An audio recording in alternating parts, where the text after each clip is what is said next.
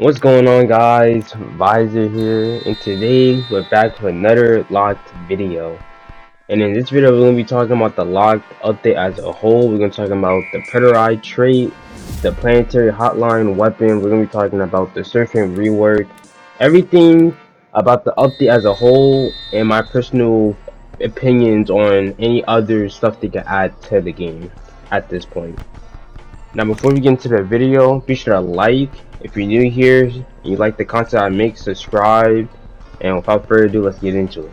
Now let's talk about the first thing on the list when it comes to this update, and that is the Planet Hotline unique weapon.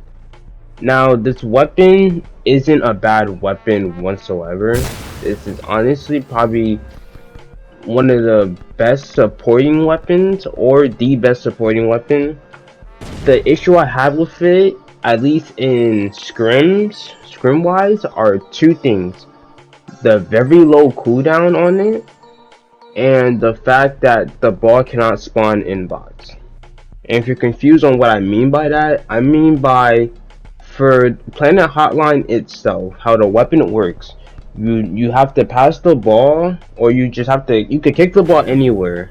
As long as the ball is in your possession when you kick it, someone with Planet Hotline can use the weapon and it will teleport in the direction you're heading, or in the direction your character is facing, or if you're standing still, it will spawn right on you. But when you can't use it, you can't send a pass from inside the box out to someone that's Planet Hotline. It won't work. As you can see, my friend, he's trying it. Whenever I step into the box, the ball won't teleport to me. But whenever I get close to the box like that, how the ball just spawns right in front of me like that, that's how it's technically supposed to be used. But then it comes to the actual rules of Planet Hotline when you use them in a scrim or in a league match. And these are the rules of Planet Hotline. Planet Hotline will be illegal to use in enemy box. This would be rewarded with a free kick outside of box plus a yellow card. Okay, my only issue with the rule, it has nothing to do with the weapon itself, or how they're trying to restrict the weapon. I just only have an issue with why even make a weapon where the whole point of the weapon was to support Isagi using direct shot, and you can't even spawn the ball inside the box where the one weapon that we have is direct shot. You can only use in box. It kind of doesn't make sense. Now, there is a way you can use direct shot with Planet Hotline. It's just that, once again, for some reason, direct shot always has the most requirements to land with other stuff. For some reason, once again, you have to put yourself in a situation where the ball has to be right outside the box, and your player yourself has to be inside the box, and your hitbox has to be big enough, which means you have to be 6'3", or I should say 5'10", 5'11", and higher, and to have a big enough hitbox where when he does the pass and the ball spawns right outside the box, you run into the box and then you use direct. That's what you have to do for you to actually use direct. Without that, it basically makes the whole Planet Hotline direct shot Corona Isagi little thing that was in the manga basically useless. And it's kind of crazy because everything else they did was really manga accurate, right? But now it's just what's the point? What's the point of Planet Hotline if its best striker weapon is only for Kaiser Impact or Kuni? What's the point?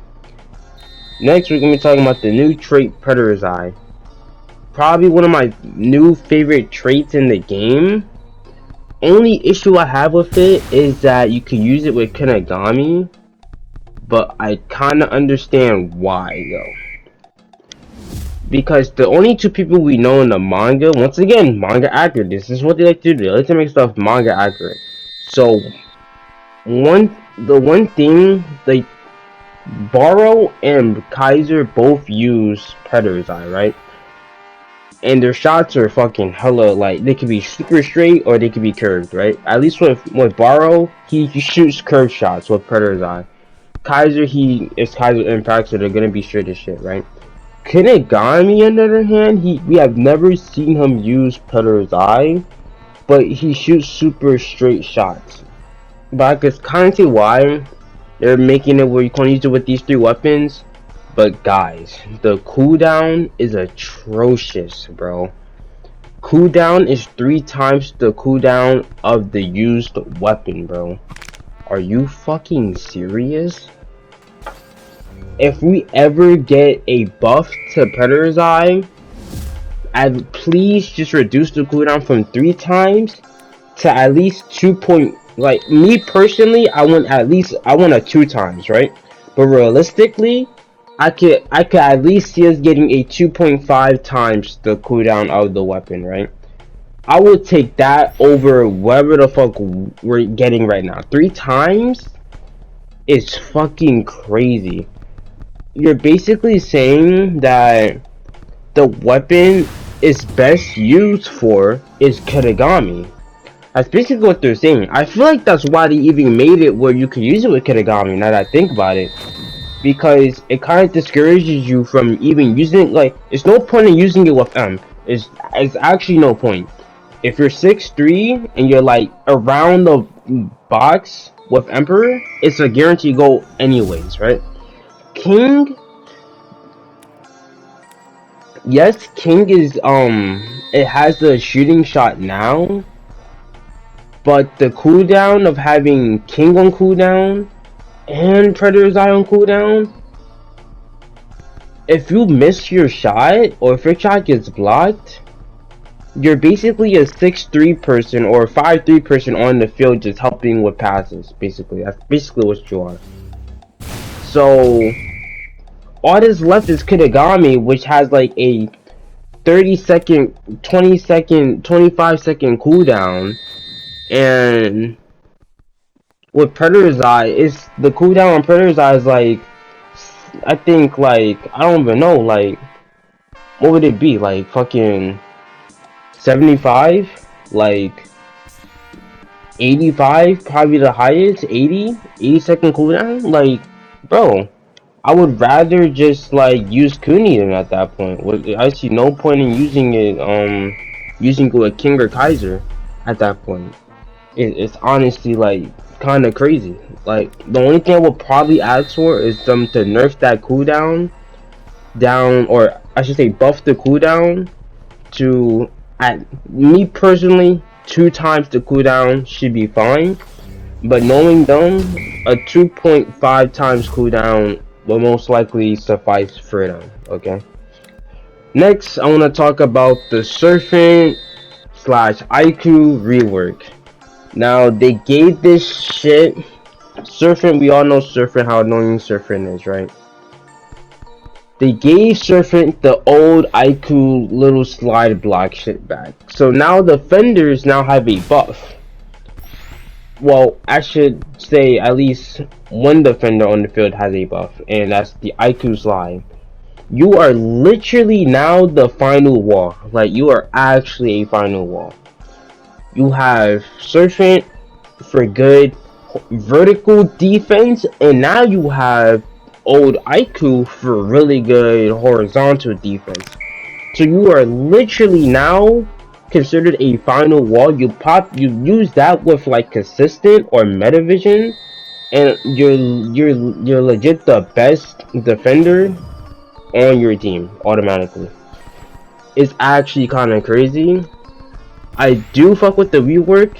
The defense did need something besides just relying on like bunnies or in long legs and shit. Metavision isn't even like that good of a weapon or a trait anymore.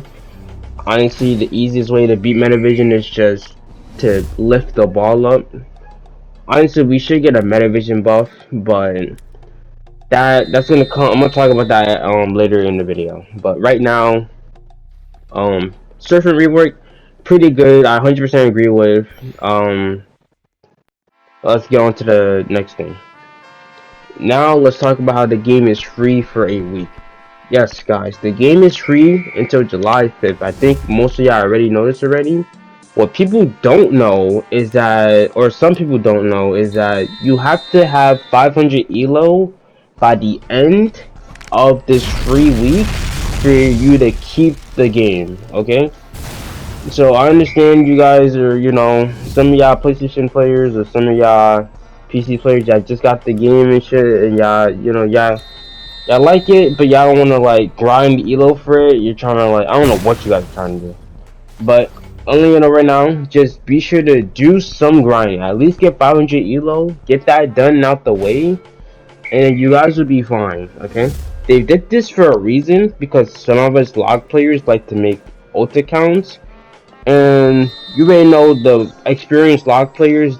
They already know where the best builds, so they're just gonna make ult accounts, make those builds, and then just, you know, do what they want.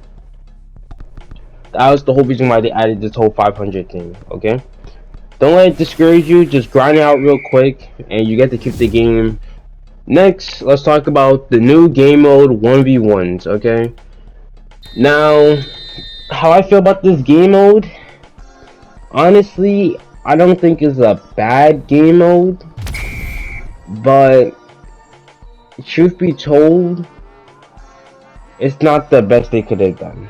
Honestly, they could have just done like 5v5s, like how we have in a tournament, or just not add a game mode in general. I know why they added a game mode, because we've been kind of some people wanted it, just so it's better than having like a random trash person on your team and you're getting 2v1 most of the time.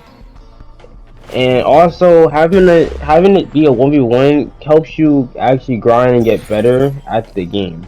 So I could kind of see why they added 1v1 for the new players, but in my personal opinion, I don't think we needed it, to be honest. Now we're gonna talk about the new faces and the new flows. Now, guys, the number one flow in the game right now is 100% Crow. Like, the best looking flow is 100% Crow. I'm sorry to tell you. Like, in my personal opinion and most of the lock community's opinion, the best flow in the game is Crow. Second best could go to probably Lightning or maybe Monster. IQ has some nice flow colors if you get the right colors going. Besides that, you know, Crow is definitely the best flow. The new faces they added, Karasu's is probably the best one. Ego's looks goofy. Loki's is fine. Raichi's is kind of goofy, and obviously the Watanabe brother is probably the worst one out of all of them. Now we're gonna talk about balance changes, okay? These are balance changes for Watchtower and Longlegs. Watchtower's range is now doubled, and Longlegs hitbox is reduced from 7 to 6. Now, I ain't gonna lie to you guys, listen, Watchtower might actually be comp now. Right now there's a visual bug with it where you can't actually see the double range of it, but you could see the effect on your character of the double range. And I'm not gonna lie, when I saw the range of the double effect, it's pretty big. Like, I know you can't spawn Watchtower like in box, but bro, you don't even need to spawn it in box no more. That shit's actually like fat. Like, the range on that shit is really big. Like, I'm not gonna lie to you. So I don't want to overhype it before they fix the visual bug, but it might actually be comp now. As for Longlegs, my personal opinion and my experience when dealing with Longlegs, honestly, I'm glad they nerfed it. And the reason why I say that is, if you think about some of the common weapons, most of them are really bad, but the only like solid one is direct shot and long range. Now, with direct shot, I have to be in the box and get a pass from my teammate in order for it to activate. With long range, you just pop it on, you gain an increased hitbox so you're stealing. That shouldn't be a thing. I shouldn't be having an easy time using a common weapon when it's a common weapon. I could understand if they made it like a rare, right? Having it be a rare, that's understandable, okay? It deserves to be a bit easier to use. It's a common for defense. Why are defensive common weapons that easy to use? That shouldn't even be a thing. It really shouldn't be. That shouldn't even be like allowed. If you're gonna keep nerfing it, at that point, just make it a rare. Or make it an exotic. Like, I'm not gonna say to make it an exotic, but if you're gonna keep nerfing it, like, basically every patch, you might as well make it a rare, make it an exotic. Make it where it's more difficult to get compared to a damn common at that point. Now, here's the little side stuff they added that I don't really care about too much. We have quick spin for new game pass or for 150 Robux. If you're tired of seeing the spin animation and you want the old spin back where it would just pop up the name or the weapon or the trait the moment you spin, it wouldn't do the whole spin animation, the block symbol wouldn't do all that. You could just buy that for 150 Robux, get that shit real quick. Yeah, there's that. Then we have the new emotes. We have the Nagi X Rail emote. Honestly, the best one is the Nagi one. The Rail one is actually really dog shit. I don't even use it that much. They honestly could have done a better job with the Rail one. It just doesn't look that good. And the other thing added is the GK toggle for private servers for console players. So now, if you actually want to play GK for console, go right ahead, guys. You can actually now play GK for console. You guys are actually able to practice in a private server, get really good at it. And that's basically it for the update. If y'all want to see the codes they added, the new codes, it will be down in the description below. But that's basically it. But now we're gonna get into my predictions on this update. I feel like this update will be a supporting slash passing slash midfielding slash pacing update, right? I know that's a lot for an update, but the reason why I say that is because we got PLANETHOTLINE, which is a unique passing weapon, right? It's meant for support. We have Predator's Eye, a unique shooting weapon, but it's the weapon that's meant to support your shooting weapon. Not, you can't just use the trait by itself to increase your shooting. Now, what I think they could possibly add in the future is probably a new pacing weapon. I could see them buffing Monster, and I could see them actually adding Lorenzo zombie dribbling. And my predictions on the weapon, it will be very similar to King, but you can't shoot with it. It's either you have two options after it. You're either forced to pass or you're forced to dribble. And it'll be kind of the opposite of King. If you reach the box, you can't you won't get a buffed shot or a buffed pass.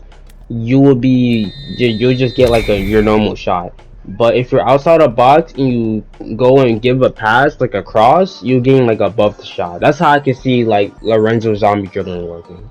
And that's basically it. If you guys enjoyed the video, be sure to like and subscribe, and I'll see you guys next time. Peace.